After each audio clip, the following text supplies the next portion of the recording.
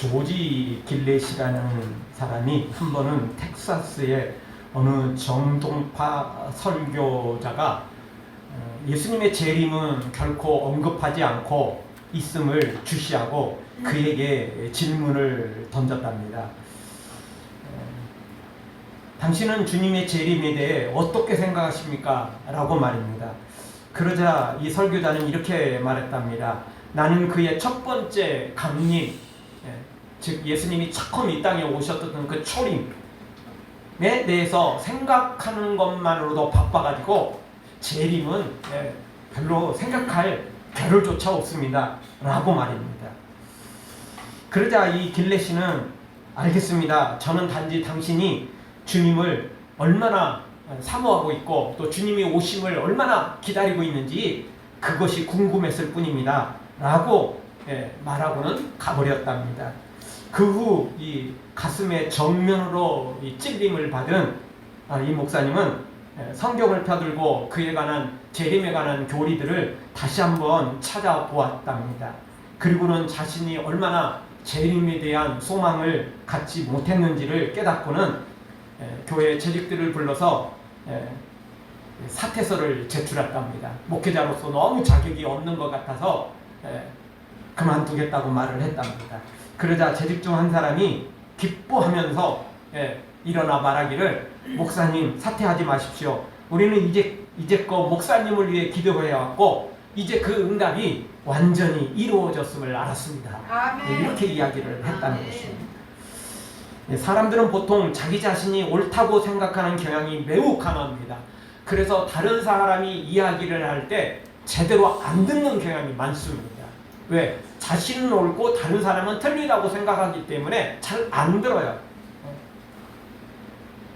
그래서 우리는 다른 사람의 말을 좀 귀담아 듣고, 그래서 자신의 잘못과 허물이 있다면 사과를 하고 인정을 하고 또 수용을 하고, 그리고 고쳐가는 사람을 보면 저 사람 괜찮은 사람이야, 저 사람 그래도 굉장한 사람이야, 이렇게 칭찬을 해주는 이유는 사람들이 그렇게 생각보다 많이 수용하고 고치고 그리고 삶을 바꾸는 사람들이 적다는 이야기인 것입니다.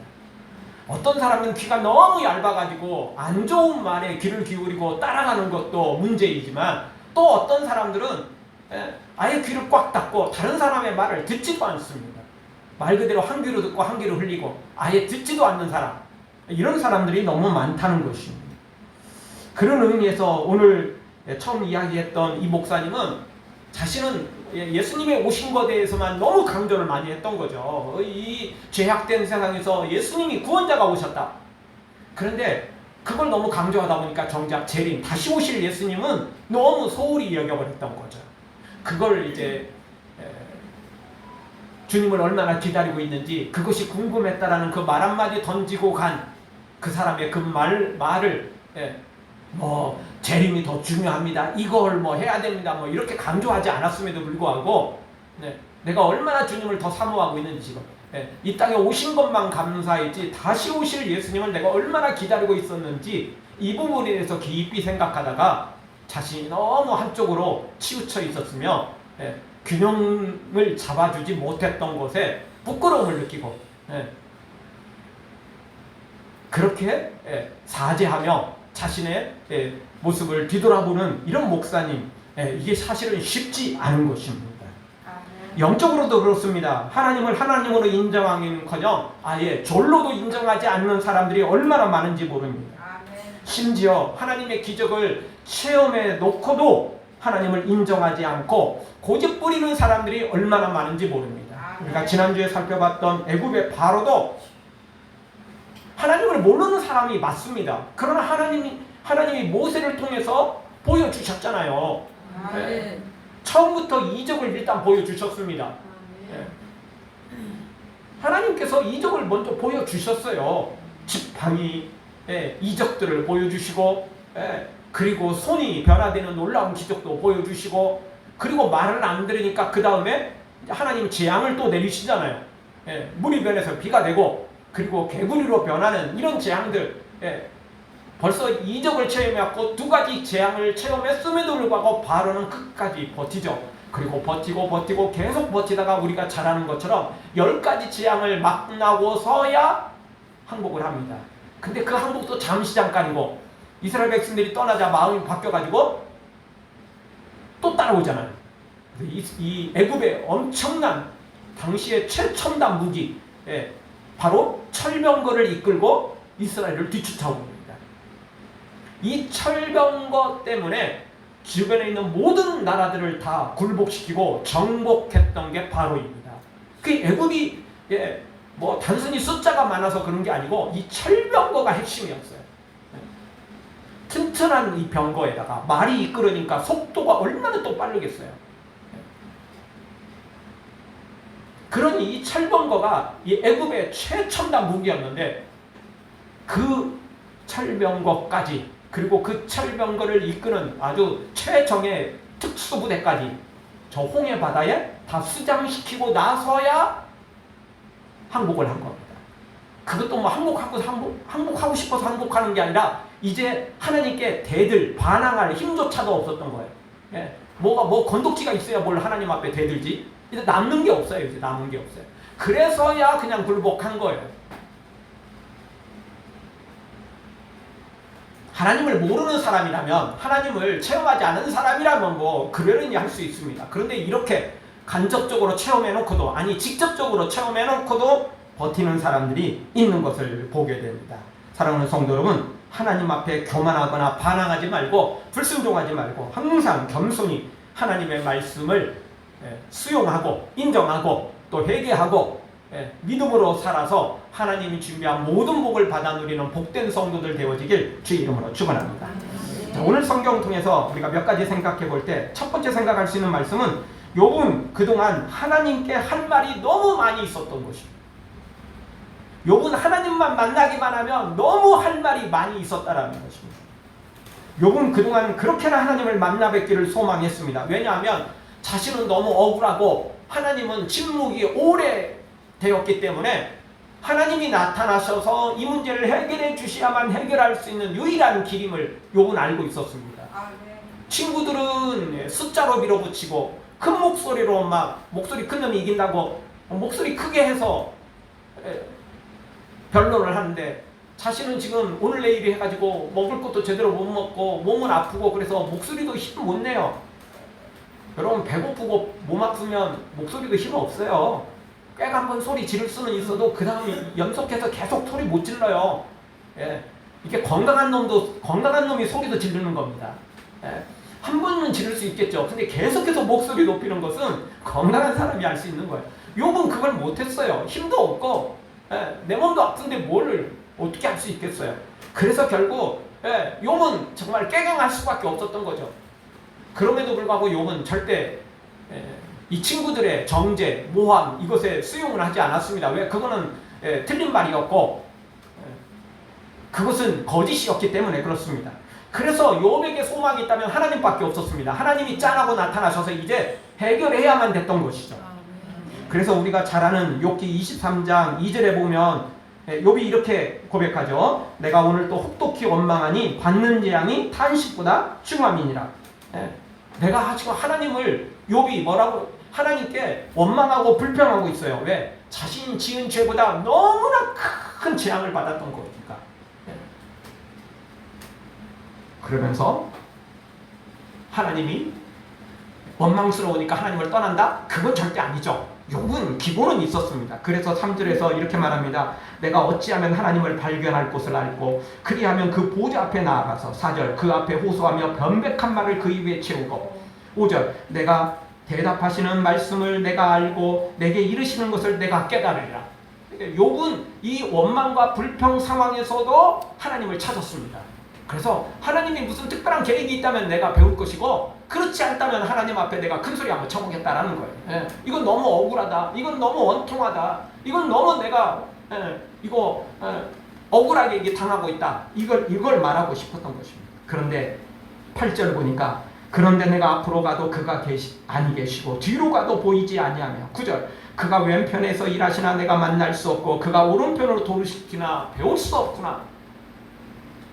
오른쪽으로도 왼쪽으로도 위도 아래도 사방이 원통 다 꽉꽉 막혀가지고 하나님이 안 보이시는 거예요.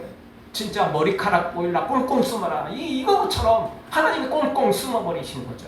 그래서 욥이 그렇게 힘들었던 것입니다.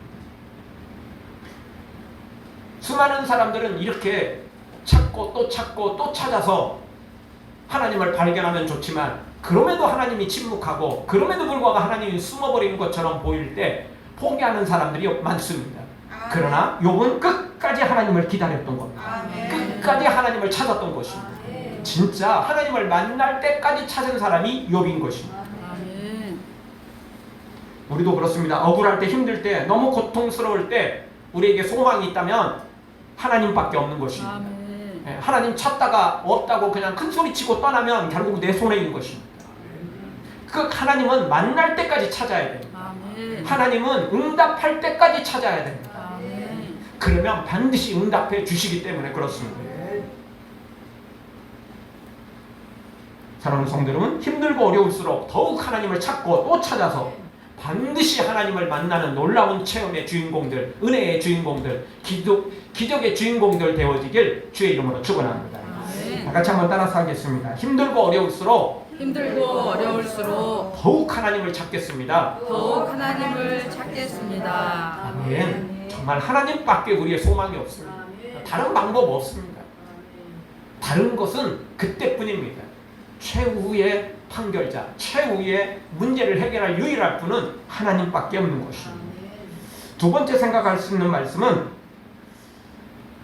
그런데 욥은 이런 하나님을 만나고 난 후에 아무런 할 말도 없어져 버렸던 것입니다.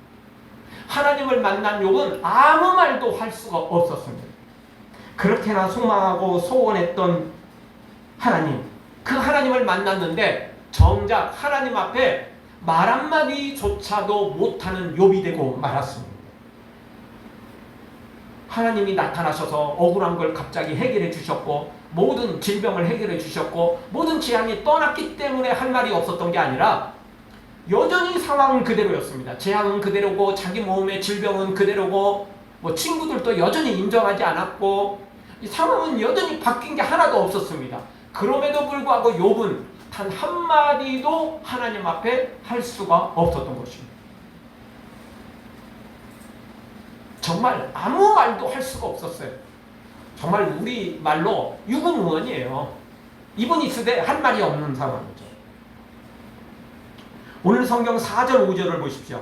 4절 한 목소리로 같이 봅니다. 나는 미쳐나오니 무엇이라 주께 대답하리이까 손으로 내 입을 가릴 뿐이로소이다. 5절 내가 한두 번 말하였사온즉 다시는 더하지도 아니하겠고 대답지도 아니하겠나이다. 아멘. 4절 나는 미쳐나오니 내가 무엇이라 대답하리이까. 내가 할 수 있는 건 손으로 입을 가리는 것 뿐입니다. 우리 부끄러우면 어디를 할 때 숨잖아요. 또 내가 말을 실수하면 이러잖아요. 지금 욥이 그런 거예요. 지금 친구들하고 이야기하면서 또 하나님을 향하여 하늘을 바라보며 하나님께 지금 그동안 하는 말들이 많이 있었어요. 욥이. 왜? 너무 억울하니까, 너무 원통하니까 가슴을 열어줄 수도 없고 너무 억울하고 원통해서 하나님에 대해서 하소연을 많이 했다고요. 심지어 불평 원망까지 거기에 섞여 넣었다고요. 근데 막상 하나님을 만나니까 자신이 미천한 것만 깨닫고 자신이 한 말이 너무 부끄러워서 손으로 입을 가릴 뿐이었던 거죠. 그러면서 5절에 이렇게 말합니다. 내가 한두 번 말하였사온즉 그동안 이제 한 말이 있었잖아요. 하나님을 직접 만나서 한 것은 아니지만 그래도 하나님과 이렇게 말을 했는데 이제는 어떻게 하겠다는 겁니까? 다시는 더하지도 아니하겠고 대답지도 아니하겠나이다. 이렇게 지금 욥이 고백하고 있어요. 할 말이 많았던, 그리고 하나님 앞에 해야 될 말도 너무 많았던 욥인데 정작 하나님을 만나고 나서는 아무 말도 할 수가 없었던 거예요. 말 한마디조차 꺼낼 수가 없었던 거예요. 문제는 그대로인데, 문제는 지금 상황이 변한 게 하나도 없는데, 나아진 게 하나도 없는데 꺼낼 수가 없었던 거예요. 근데 이런 현상은 이사야도 똑같습니다. 이사야 6장 5절에 가보면 이사야가 하나님을 만나는 놀라운 체험을 하게 되거든요. 그때 이렇게 고백합니다. 그때 내가 말하되 화로다 나여 망하게 되었도다. 나는 입술이 부정한 사람이요 입술이 부정한 백성 중에 거하면서 만군의 여호와이신 하나님을 배웠음이로다. 하나님을 만났다면 기뻐해야 되고 즐거워야 되고 또 행복해야 되고 이 놀라운 체험에 대해서 또 자랑스럽게 여기기도 하고 뭐 기타 등등 이런 마음이 있어야 되는데 이사야가 하나님을 딱 만나고 고백한 건 뭐였어요? 화로다. 나는 망하게 되었다. 망하게 되었다. 이게 흥해야 되는 건데 어떻게 망하게 되었다라고 고백을 하죠? 진짜 망해서 망한 겁니까? 그게 아니고 하나님을 만나고 나니까 자신이 너무 형편없고 너무 큰 죄인이고 너무나 부끄러운 모습밖에 보이지 않으니까 특별히 입술이 너무 부정한 자신이었던 걸 안 거예요. 그래서 나는 입술이 부정한 사람이요 입술이 부정한 백성 중에 거하면서 하나님을 만났다. 하나님을 배웠다. 이렇게 고백하고 만왕의 왕이신 하나님을 배웠다. 이렇게 고백하고 있는 거죠. 여러분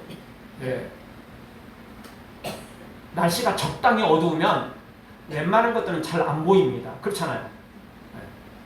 거기다가 날씨가 좀 밝아도 이게 아주 세미한 것들은 잘 안 보입니다.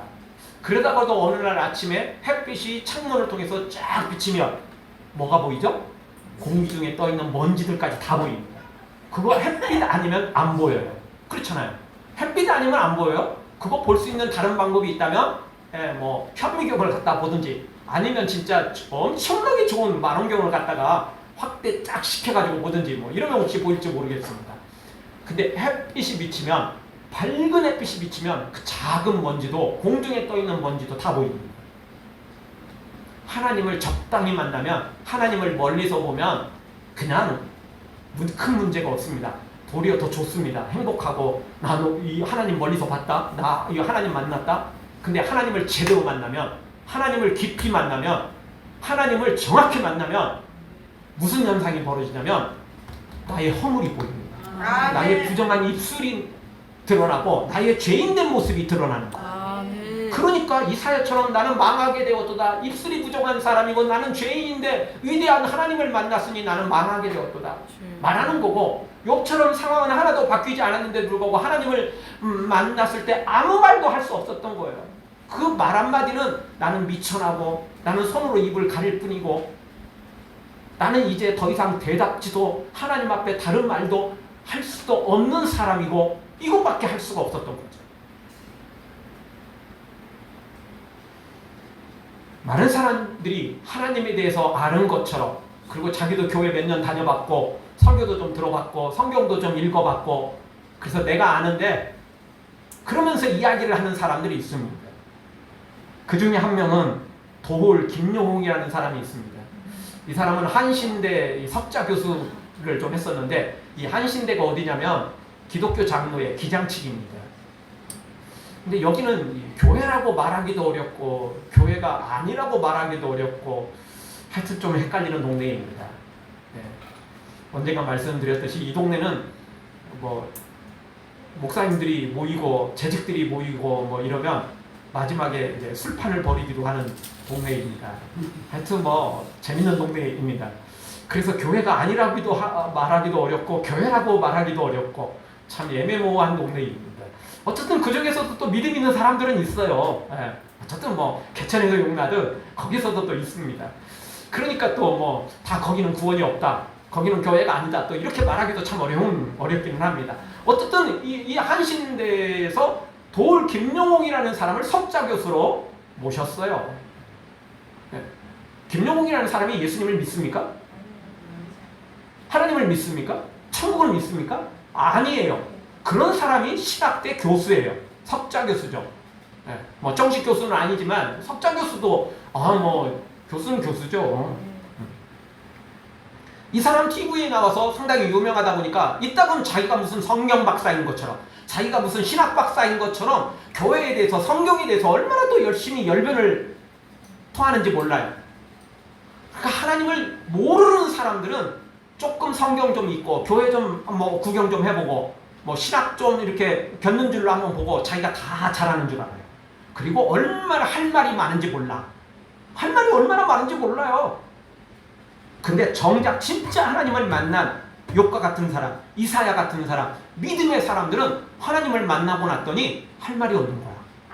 나는 부정한 사람입니다. 나는 죄인입니다. 나는 미천한 사람입니다. 이렇게밖에 고백을 못하는 거예요. 교회 밖에도 그렇지만 교회 안에도 똑같습니다. 자기가 무슨 성경 박사인 것처럼, 자기가 무슨 뭐 성경에 대해서 다 아는 것처럼, 내가 체험해 봤는데, 내가 성경 읽어봤는데, 내가 뭐 환상도 보고 음성도 들어봤는데, 뭐 하여튼 자기 내가 그래가지고 내가 복음을 만들어 버려요. 아니에요. 진짜 하나님을 만나면 이렇게 됩니다. 할 말이 없어지는 겁니다. 하나님 앞에 자신의 부족한 것만 깨닫게 되는 것입니다. 적당히 만나니까 다 보이는 거예요. 진짜 밝은 빛이 보이면 모든 게 적나라하게 드러나죠. 남이 문제가 아니라 나까지 드러나는 것입니다. 사랑하는 성도 여러분, 하나님을 만나되 제대로 만나시길 바랍니다. 대충 만나고 적당히 만나니까 문제가 생기는 것입니다. 익은 벼는 고개를 숙이듯 익지 않은 벼가 열매 많이 맺었다고 목에 힘주고 큰 소리 치는 거죠. 그러나 완전히 익은 벼는 고개를 숙이는 것입니다. 하나님을 만나면 겸손해질 수밖에 없습니다. 하나님을 만나면 엎드릴 수밖에 없는 것입니다.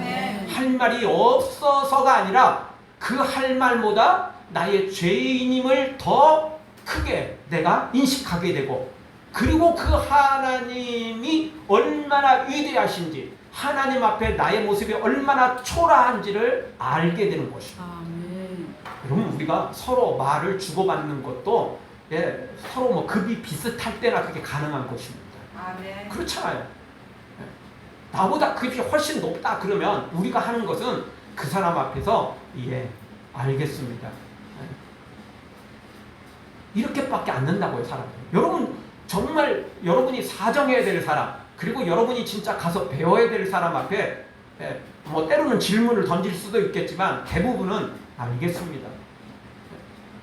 이렇게 말하는 거 아닙니까? 나하고 급이 같을 때는 아닌 것 같은데, 내 생각에는 이런 것 같은데 하는 거 아니겠어요? 하나님 앞에서는 누구든지 제대로 만나기만 하면 욥과 이사야처럼 수많은 믿음의 사람들처럼 이렇게 고백할 수밖에 없는 것입니다. 사랑하는 성도 여러분, 우리 하나님 만나되 대충 만나지 말고 적당히 만나지 말고 제대로 만나서 깊이 있게 정확하게 만나서 하나님 앞에 내가 죄인임을 깨닫고 겸손히 엎드려 주님 앞에 믿음으로 세워져가는 복된 성도들 되어지길 주의 이름으로 축원합니다. 다시 한번 따라서 하겠습니다. 하나님을 제대로 만나 겸손히 섬기겠습니다.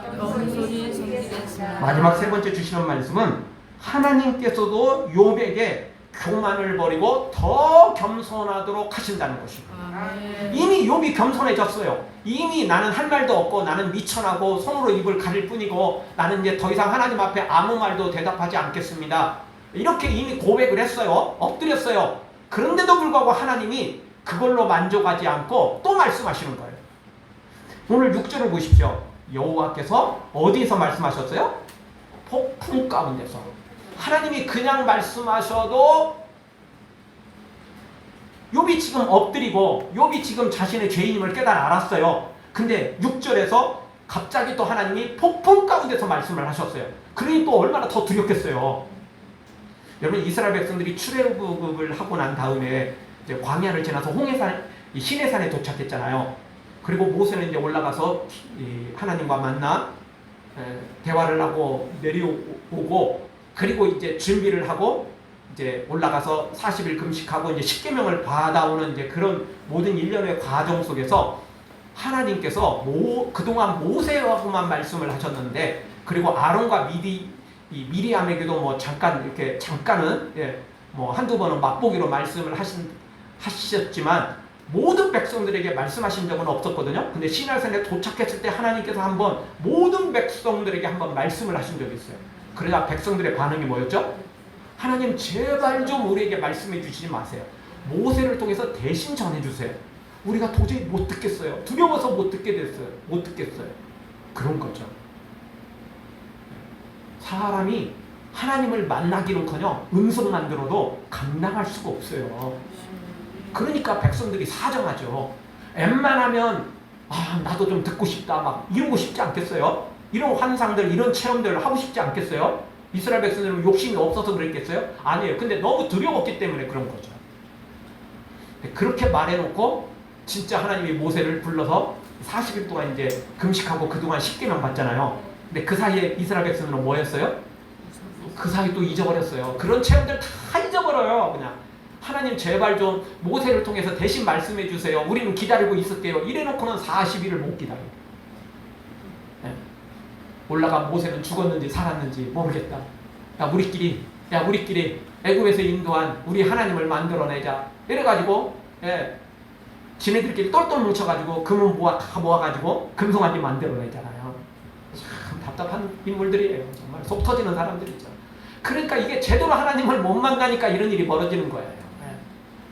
제대로 못 만나면요, 만난 것 같아도 조금 있으면 희미해져요. 조금 있으면 변질되죠. 욥은 고난 중에도 하나님 믿었어요. 하나님만 의지했죠. 변질될 일은 없어요. 그럼에도 불구하고 욥도 아직 하나님이 보시기에는 욥도 아직 부족했던 게 보였던 거예요. 그래서 하나님이 폭풍 가운데 다시 말씀하신 거예요. 그러면서 오늘 성경 다시 한번 보십시오. 8절 욥을 얼마나 다그치는지 몰라요. 7절에 보면 너는 대장부처럼 허리를 묶고 내가 내게 묻는 것에 대답해봐라 이렇게 물으시면서 8절 내가 내 심판을 피하려느냐 스스로 의롭다 하리하여 나를 불의하다 하느냐. 욥이 자신이 의로운데 하나님이 자신에게 너무나 큰 재앙을 내리셨다 이렇게 말했기 때문에 그거는 자기는 의로운데 하나님이 불의하게 지금 심판을 했다 이런 이야기가 되잖아요. 그럼 하나님이 말씀하시는 거예요. 너 제대로 한번 이야기해봐라. 너 앞부분에서 너 며칠 전에 너 말했던 거 그거 다시 한번 말해봐. 네가 의롭다는 이유로 나를 불의하게 만드느냐? 그 말이 맞느냐? 하나님 다시 물으시는 거예요. 이 폭풍 가운데 말씀하기 때문에 이게 엄청난 지금 칭찬이 아니에요. 책망이잖아요. 그러니 얼마나 무섭겠어요. 여기 이미 지금 5절까지 이미 한번 엎드렸는데 나는 입이 있어도 이제 말도 못하는 사람이고 나는 이제 너무 부끄러워서 손으로 입을 가려야 되는 상황인데 근데 지금 하나님이 그 이쯤 했으면 이제 알았다. 너 이제 제대로 엎드린 것 같으니까 내가 너한테 이제 복 줄게. 이러셔야 안 되는데 하나님이 더 다그치시는 거예요. 이거. 9절도 이렇게 말씀하십니다. 내가 하나님처럼 팔이 있느냐? 하나님처럼 우렁차게 울리는 소리를 내겠느냐? 욥이 팔이 없겠어요? 팔이 있긴 있지만 하나님의 팔하고 비교할 수 있겠어요? 하나님의 팔 되면 이거 아무것도 아니죠. 아무것도 아니죠. 우리도 그렇지 않습니까? 아무것도 아닌 것 같고 자랑하는 사람들이 있어요. 알통도 없으면서 이렇게 폰에 해가면서 여기 알통이라고 이런다. 근데 진짜 알통 가진 사람 나타나면 어떻게 되죠? 깨갱하는 거죠. 욥도 지금 자신의 알통을 좀 자랑했어요. 자신의 의로움을 좀 자랑했어요. 일부러 자랑하고 싶은 건 아니에요. 사실은 친구들이 너무 모함하고 정죄하니까 어쩔 수 없이 한 거예요. 근데 어쩔 수 없이 시작을 했지만 나중에는 이게 조금 한도를 조금 넘어섰어요. 선을 좀 넘어섰어요. 하나님이 불의하다기까지 나가버렸으니까. 그러니까 하나님이 그 부분을 다시 지적하는 거예요. 그러니까 욥이 깨갱한 거죠. 그리고 또 말씀하세요. 너 나처럼 우렁찬 목소리가 있느냐? 욥도 지금 병자이고 그래서 지금 오늘 내일 해서 비실비실하지만 그래도 열심히 정말 젖먹는 힘까지 짜내가지고 지금 열배를 토했잖아요. 하나님 같은 목소리 있을 수가 없는 거죠.